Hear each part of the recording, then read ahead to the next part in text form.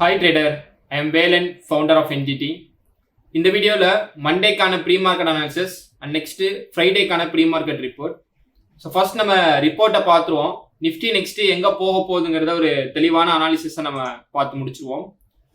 Friday என்ன நடந்துச்சு அப்படின்னா, நம்ம இதுக்கு ப்ரீவியஸாக அனலைஸ் பண்ணியிருந்ததில் ஃப்ரைடே நம்மளுக்கு என்ன நடந்துருந்துச்சுன்னா, ஃப்ரைடே நான் ஒரு கேப் டவுன் எதிர்பார்த்தேன். கேப் டவுன் எதிர்பார்த்ததுலேருந்து ப்ரைஸ் நமக்கு டேரெக்டாக இந்த சப்போர்ட் ஏரியாவில் வந்து ரீச் பண்ணுறதுக்கான பாசிபிலிட்டிஸ் இருக்குன்னு எக்ஸ்பெக்ட் பண்ணோம். 23,800 பிலோ பிரேக் ஆகணும் அப்படின்றப்ப டேரெக்டாக நம்ம 23,600 வரைக்கும் எதிர்பார்த்தோம்.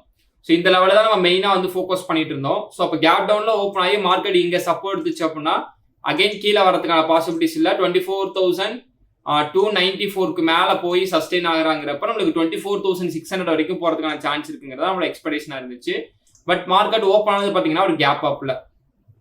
ஸோ ஓகே, கேப் அப்பில் ஓப்பன் ஆச்சு. கேப்பை வந்து ஃபில் பண்ணனா ஜஸ்ட் ப்ரீவியஸ் ஹையில் வந்து சப்போர்ட் எடுத்த வாக்கில் அந்த மார்னிங் வந்த கேண்டிலோட சரி, அதுக்கப்புறம் ஃபுல்லாக வந்து ஒரு 3 கேண்டில் மூவ்மெண்ட் ஆனதுக்கப்புறம் மார்க்கெட் அங்கேருந்து ஸ்மால் செல் ஆகிட்டு ஃபுல் கன்சால்டேஷன்லேயே ஃப்ரைடே வந்து கம்ப்ளீட் பண்ணிட்டான். இப்போ நம்ம ரொம்ப மெயினாக வந்து நம்ம ரிசர்ச் பண்ண வேண்டியது, நமக்கு இந்த மந்த்து கொஞ்சம் க்ரூஷியலான மந்த்து. ஏன்னா ஆல்ரெடி மார்க்கெட் பார்த்தீங்கன்னா வார் இந்த ஒரு சீஸ்ஃபயர் ஆனதுக்கு அப்புறம் கொஞ்சம் ரெக்கவரி ஆச்சு. ஓகேங்களா, அதாவது ஓவரால் ஃபால் ஆன பர்சன்டேஜ் ப்ரைஸ்ல இருந்து பார்க்குறப்ப இங்க இருந்து பாருங்களேன், ஒரு 4000 பாயிண்ட்ல இருந்து இங்க இருந்து அப்படியே நமக்கு ஒரு 2000 பாயிண்ட் அது வரைக்கும் ரெக்கவரி பண்ணாங்க. அந்த ஒரு 1 மந்த்ல 2400 பாயிண்ட்ஸ் வந்து பாத்தீங்கன்னா ரெக்கவரி ஆச்சு. ஸோ ஆஃப்டர் ரெக்கவரிக்கு அப்புறம் ஒரு ப்ராஃபிட் புக்கிங் வந்து ஸ்மால் சைஸ்ல நடந்துச்சு. ஸோ ப்ராஃபிட் புக்கிங் நடந்துட்டு இப்போ அகைன் வந்து பையிங் ப்ரெஷருக்கு வந்து நிஃப்டி வந்து டே பை டே வந்து இன்க்ரீஸ் ஆகிட்டே இருக்குது. ஸோ டேட்னு பார்க்குறப்ப நான் இதை அனலைஸ் பண்ணுற டேட் பார்த்தீங்கன்னா 11th அன்னைக்கு இதை அனலைஸ் பண்ணுறேன். ஸோ நம்மளுக்கு மண்டே பார்த்தீங்கன்னா 13th வந்து டேட். ஸோ இன்னும் அங்கிட்டு இருக்கக்கூடிய இந்த ஒரு ஆவரேஜாக ஒரு 17 டேஸில் பார்த்தீங்கன்னா எக்ஸாக்டாக நம்மளுக்கு அடுத்து என்ன நடக்கிறதுக்கான பாசிபிலிட்டிஸ் இருக்கணும் அப்படின்னா, ஒரு நிஃப்டியை பொறுத்தளவுக்கு இங்கேருந்து ரிவர்சல் பாயிண்ட் ஆயிருக்கான். கரெக்டான லெவல்ஸில் எல்லாமே கரெக்டாக வந்து சேர்ந்துருக்கனால நாம் எக்ஸ்பெக்ட் பண்ண வேண்டியது என்னன்னா, இந்த ஹைக்கு எபோ 24,257 இல்லைனா 24,600 இந்த ரேஞ்சுக்கு எபோ நம்மளுக்கு க்ளோஸ் ஆகுது அப்படின்னா, அதாவது மெயினாக நம்மளுக்கு 24,600க்கு எபோ இந்த மந்தோட கேண்டில் நம்மளுக்கு க்ளோஸ் ஆகிட்டு இந்த மந்தோட ஹையை நம்மளுக்கு நிஃப்டி பிரேக் பண்ணுது அப்படிங்கிறப்ப நெக்ஸ்ட் நம்ம எக்ஸ்பெக்ட் பண்ண வேண்டிய டார்கெட் பார்த்தீங்கன்னா 26,300 தான் அடுத்து நம்ம எதிர்பார்க்கக்கூடிய டார்கெட். சரிங்களா, இது வந்து ஓவராலாக நம்ம எதிர்பார்க்கறது 26,000 பிரேக் பண்ணுறோம் அப்படின்றப்ப நெக்ஸ்ட் நம்ம எதிர்பார்க்க வேண்டிய டார்கெட் பார்த்தீங்கன்னா 28,000 28,600 வரைக்கும் ஃபோக்கஸ் பண்ணலாம். அதாவது அங்கிருந்து பார்த்தீங்கன்னா ஒரு 2,600 பாயிண்ட்ஸ் வந்து நம்ம ஃபோக்கஸ் பண்ணுறதா நம்மளோட பிளானிங் இருக்கு.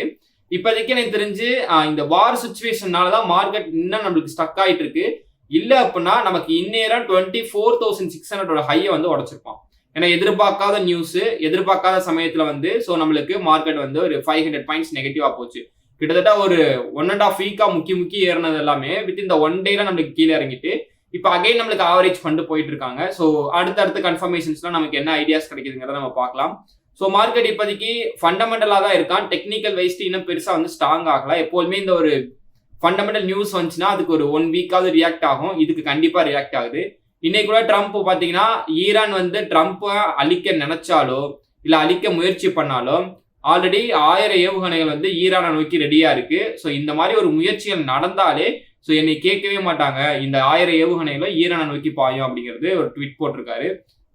டெய்லி இது மாதிரி ஏதாவது புது புது கதைகள் வந்து வந்துகிட்டே இருக்கும். இந்த கதைகளுக்கு ஏற்ற அப்படி மார்க்கெட் வந்து ரியாக்ட் ஆகிட்டே இருக்கும்.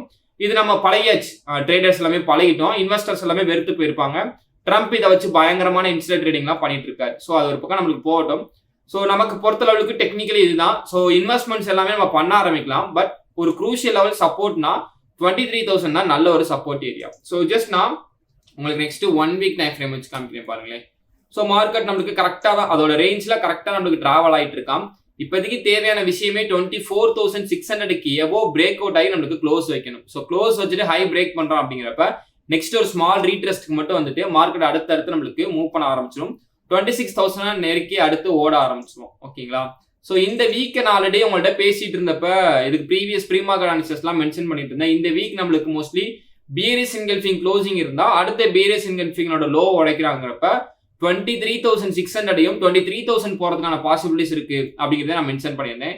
ஸோ நம்மளுக்கு இந்த வீக் வந்து பியரிஸ் என்கல்ஃபிங் இல்லை, நார்மலாக ஒரு நியூட்ரல் கண்டில் தான் க்ளோஸ் வச்சிருக்காங்க. ஸோ அதனால தான் ஃப்ரைடே வந்து ஒரு செல் ஆஃப் வந்து ஆகலை. மேபி ஃப்ரைடே செல் ஆஃப் ஆயிருச்சுன்னா பியரிஸ் என்கல்ஃபிங் ஆயிருந்திருக்கும். ஸோ ஃப்ரைடே செல் ஆஃப் ஆகலை. ஸோ நம்மளுக்கு ஃப்ரைடே வந்து கன்சால்டேட் பண்ணி நியூட்ரலில் தான் க்ளோஸ் வச்சிருக்காங்க. எப்பொழுதும் இந்த ஃபண்டமெண்டல் நியூஸ் வருது அப்படிங்கிறப்ப அதோட ரியாக்ஷன் எப்படி இருக்கும் அப்படின்னா, எவ்ரி டேவும் பார்த்தீங்கன்னா கேப் அப்லேயே கொண்டு போய் இந்த பழைய பாயிண்ட்ஸ் போய் ரீச் பண்ணிடுவாங்க. ஒரு ட்ரேடர்ஸ்க்கான ஒரு ஆப்பர்ச்சுனிட்டியே கொடுக்க மாட்டானுங்க. அப்படிதான் இப்போ போயிட்டு இருக்கு. ஏன்னா அன்னைக்கு ஒரு 500 பாயிண்ட்ஸ் விழுந்ததுக்கு அப்புறம் மார்க்கெட் பார்த்தீங்கன்னா எவ்ரி டேவும் கேப் அப்ல தான் ஓப்பன் பண்றான். குறைஞ்சது 100 பாயிண்ட்ஸ் கேப் அப்ல ஓப்பன் பண்ணி இன்னைக்கு அன்னைக்கு அண்ணனோட வேலையை வந்து முடிச்சிடறாங்க கன்சால்டேட் பண்ணி. இப்படிதான் போயிட்டு இருக்காங்க. ஸோ 1 வீக்கும் பார்த்தீங்கன்னா அடுத்து நம்மளுக்கு 24,600 போறதுக்கான பாசிபிலிட்டிஸ் தான் இருக்கு. பட் இந்த வீக் நம்மளுக்கு கம்மிங் டேஸ்ல என்ன நடக்கிறதுக்கான பாசிபிலிட்டிஸ் அப்படின்னா, ஒரு 1 டே டைம் ஃப்ரேமே சூஸ் பண்ணி பார்த்துருவோம். ஹையர் டைம் ஃப்ரேம்ல இருந்து இப்போ லோயர் டைம் ஃப்ரேம் அனலைஸ் பண்ணிட்டு வரோம். ஆல்ரெடி நான் பேசியிருந்தேன் 23,700 மார்க்கெட் சப்போர்ட் பிளேஸ் இருக்கு அப்படிங்கிறப்ப, இப்போ ஓவராலா இப்போதைக்கு இருக்கக்கூடிய ரேஞ்சுக்கு பார்க்குறப்ப வியூ பாருங்க. ஜஸ்ட் ஓகே இங்கே இப்போ நின்றுருக்கான் இது வரைக்கும். ஸோ இது வந்து ஒரு ஆக்சுவலாக வந்து ஒரு ட்ராப் பேட்டர்னாக இருக்கும். நெக்ஸ்ட் மார்க்கெட் டர்ன் ஆகிறோம் அப்படின்றப்ப நமக்கு இதை கண்டினியூ பண்ணுவோம். ஏன்னா இப்போதைக்கு எனக்கு இந்த பிளேஸ்ல பார்த்தீங்கன்னா ஸ்விங் ஹை பாயிண்ட் மட்டும்தான் இருக்கு. ஸோ அந்த ஹையை வந்து ஒரு யூட்டன் எடுத்து ஒரு ரெட் கலர் கேண்டில் அடுத்தடுத்து நம்மளுக்கு க்ளோஸ் வைக்குது. மண்டே ஆர் டியூஸ்டே க்ளோஸ் வைக்கிறான்னா ஸோ இது பார்த்துக்காங்கன்னா ஒரு ரிவர்சல் பேட்டர்ன் அவங்களுக்கு கன்வெர்ட் ஆகும். ப்ளஸ் நமக்கு பார்த்தீங்கன்னா ஆல்ரெடி இந்த 24,500 லெவல போயிட்டு ஒரு நல்ல ஒரு ரெசிஸ்டன்ஸ் லெவலே ரீச் பண்ணியிருக்கோம். ஓகேங்களா? ஸோ அப்போ அடுத்தடுத்து நம்மளுக்கு என்ன நடக்குதுங்கிறத நம்ம மெயினாக வாட்ச் பண்ணி ஆகணும். இதுக்கு அடுத்து ஒரு ரெட் கலர் கேண்டில கொடுத்துட்டா அதோட லோ உடைக்கிறோம் அப்படின்றப்ப மார்க்கெட் அகைன் செல் பண்ண ஆரம்பிப்பாங்க. 23,700 குரூஷியலா இருக்கும். அதுக்கப்புறம் 23,700 பிரேக் பண்றான் அப்படின்றப்ப 2 விஷயங்கள் நடக்கும். ஒன்னு ட்ரெண்ட் லைன் சப்போர்ட்டுக்கான சான்ஸ் இருக்கு. ட்ரெண்ட் லைன் சப்போர்ட் எடுக்கல அப்படின்றப்ப டைரக்டா மார்க்கெட் ட்ரெண்ட் லைன்ல பிரேக் அவுட் கொடுக்குறான்னா கண்டிப்பா 23,000 உடைக்கிறதுக்கான பாசிபிலிட்டிஸ் இருக்கும். அதனாலதான் சொல்லியிருந்தேன்ல இந்த மந்தோட க்ளோசிங் ரொம்ப முக்கியம் அப்படின்ட்டு. ஸோ இதை ஜஸ்ட் நீங்க நோட் பண்ணி வச்சுக்கோங்க. எவ்ரிடேவும் செக் பண்ணுங்க. நம்ம எவ்ரிடே நம்மளோட அனாலிசிஸ்லேயே வந்து நம்ம மென்ஷன் பண்ணுவோம். இப்போ நம்ம 1 டேல பார்த்துட்டோம். அப்படியே நம்ம 1 hour போயிட்டு 15 மினிட்ஸ்ல இருந்து அடுத்து நம்ம ட்ரேடுக்கான பிளானை வந்து பண்ணிடலாம். இதெல்லாம் ஓவராலா இன்வெஸ்ட்மெண்ட் அண்ட் ஸ்விங் ட்ரேடுக்கான பிளானிங்ல இருக்கு. டெக்னிக்கலி ஃபண்டமெண்டலி நான் எதுவுமே பார்க்கல. ஃபண்டமெண்டல் எல்லாமே நம்ம கையில எதுவுமே கிடையாது. எல்லாமே ட்ரம்போட கையில தான்.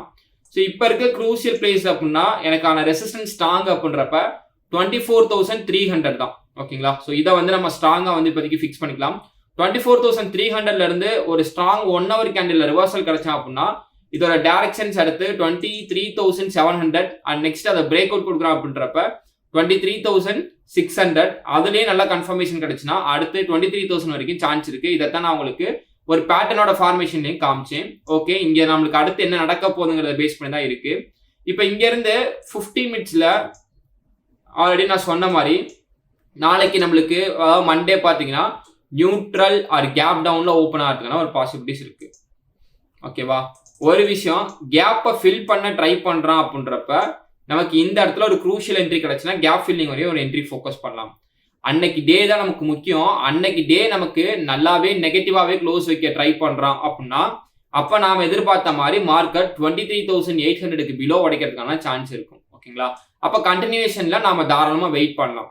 இந்த இடத்துல நமக்கு கொடுக்கக்கூடிய கன்ஃபர்மேஷன்ஸை பேஸ் பண்ணி தான் இருக்கு. இல்ல எதுவுமே இல்ல மார்க்கெட் கேப் அப்ல ஓப்பன் பண்ணி அவன் பாட்லா போறான் 300 வரைக்கும் போயிட்டு நமக்கு ஒரு செல் ஆகலாம் அப்படின்றப்ப அப்ப நம்ம எதிர்பார்க்கலாம் ஜஸ்ட் இந்த கேப்பை தான் ஃபில் பண்றதுக்கான சான்ஸ் இருக்கும் அப்படின்ட்டு. 300 வரைக்கும் போயிட்டு செல் ஆனானா ஓகேவா? அப்ப இந்த கேப்பை ஃபில் பண்ணிட்டு அகைன் மார்க்கெட் அப் ட்ரெண்டுக்கு ஸ்டார்ட் பண்ண ஆரம்பிப்பான். அது இந்த கேப்பை ஃபில் பண்றானுங்கிறதுதான் நமக்கு இருக்கு. இந்த கேப்பை ஃபில் பண்ணி இங்க இருந்து நம்மளுக்கு பிரேக் அவுட் ஆயிட்டானா இந்த கேப்பை ஃபில் பண்ணுவான். ஸோ அப்போ கண்டினியூஸா நம்மளுக்கு மார்க்கெட்ல அடுத்தடுத்து இங்க மூவ் பண்ண ஆரம்பிச்சிடலாம். 300க்கு மேல போயிட்டு ஃபேக் பிரேக் அவுட் கொடுத்தானாலும் நாம இந்த கேப் ஃபில்லிங் வரையும் ஒரு என்ட்ரி எதிர்பார்க்கலாம். இங்க இருந்து எனக்கு அப் ட்ரெண்டுக்கான ஃபோக்கஸ் இருக்கானா எந்த இடத்துல ஓப்பனிங் ஆகுதோ அதை பேஸ் பண்ணி தான் எக்ஸாக்ட் லெவல் வந்து நம்மளுக்கு அப் ட்ரெண்டுக்கு வந்து ஷேர் பண்ண முடியும். ஏன்னா எனக்கு இருக்கக்கூடிய வியூஸ் எல்லாமே பாத்தீங்கன்னா இப்போதைக்கு இந்த ரேஞ்ச்குள்ள எல்லாமே டவுன் ட்ரெண்டுக்கான ஃபோக்கஸ் மட்டும் தான் இருக்கு. அப் ட்ரெண்டுக்கான ஃபோக்கஸ் வந்து இல்லை. ஸோ நம்ம அந்த எக்ஸாக்ட் லெவல்ஸை பார்த்துட்டு அப் ட்ரெண்டுக்கான டிசிஷன்ஸ் வந்து எடுத்துக்கலாம். ஸோ அப்போ இதுக்கு பிலோ ஓப்பன் ஆகிறாங்கிறப்ப இங்க ரீட்ரெஸ்ட் எடுத்தானாலே செல் என்ட்ரி ஃபோக்கஸ். இதுக்கு பிலோ ஓப்பன் ஆச்சுன்னா ஓகே. எபோ ஓப்பன் ஆகிறாங்கிறப்ப இதுல பிரேக் அவுட் கிடைச்சுன்னா நம்ம செல் என்ட்ரி தாராளமா எடுக்கலாம். டார்கெட் எல்லாம் இங்கெல்லாம் தேவையில்ல. கேப் ஃபில்லிங்கை நம்ம டார்கெட்டா ஃபோக்கஸ் பண்ணலாம். 23,980 நம்ம டார்கெட்டா ஃபோக்கஸ் பண்ணலாம். ஓகேங்களா? மேபி கேப் டவுன்ல ஓப்பன் ஆயிட்டு பிரேக் அவுட் ஆகிறான் அப் ட்ரெண்டுக்கு அப்படின்னா பிரேக் அவுட் என்ட்ரி வேணா ரீட்ரெஸ்ட் கரெக்டா வந்தான்னா ரீட்ரெஸ்ட் என்ட்ரி இல்லை ரிவர்சல் என்ட்ரி எடுத்து 24,300 வரைக்கும் நம்ம டார்கெட்டா ஃபோக்கஸ் பண்ணலாம். இதுக்கு அடுத்து ஒரு டே நம்மளுக்கு கம்ப்ளீட் ஆச்சுன்னா மட்டும்தான் ஸோ இதுக்கு மேல இருக்கக்கூடிய ஐடியாஸ் நமக்கு வந்து இருக்கு. இல்லைன்னா அங்க நம்மளுக்கு எம்டியா தான் இருக்க மைண்ட் செட். சரிங்களா? ஸோ இதுதான் வந்து நம்ம மண்டேல இருந்து அடுத்தடுத்து நம்ம எதிர்பார்க்கக்கூடிய மூவ்மெண்ட். ஸோ நம்ம லைவ் வந்து கண்டக்ட் பண்றோம். லைவ்ல வந்து ஜாயின் பண்ணிக்கோங்க. எக்ஸாக்ட் லெவல்ஸ் பார்த்துக்கோங்க. உங்களோட கன்ஃபர்மேஷன்ஸ் பேஸ்டு நீங்களே என்ட்ரி எடுங்க. ஸோ எனக்கு கன்ஃபர்மேஷன் கிடைச்சா நான் என்ட்ரி ப்ரொவைட் பண்றேன். ஸோ பிளஸ் என்னோட என்ட்ரிஸையும் நான் எடுப்பேன். சரிங்களா? ஸோ இதுதான் என்னோட மண்டேக்கான trading plan. I am not a SEBI registered investment advisor. This video full and fully education purpose only. Video பிடிச்சிருந்துச்சுன்னா லைக் பண்ணுங்க. உங்களோட ஃப்ரெண்ட்ஸ் சர்க்கிள் யாராவது ஸ்டாக் மார்க்கெட் பத்தி லேர்ன் பண்ணிருக்காங்க அவங்களுக்கு இந்த வீடியோ வந்து ஷேர் பண்ணி விடுங்க. ஓகே, தேங்க்ஸ் ஃபார் வாட்சிங். தேங்க்யூ.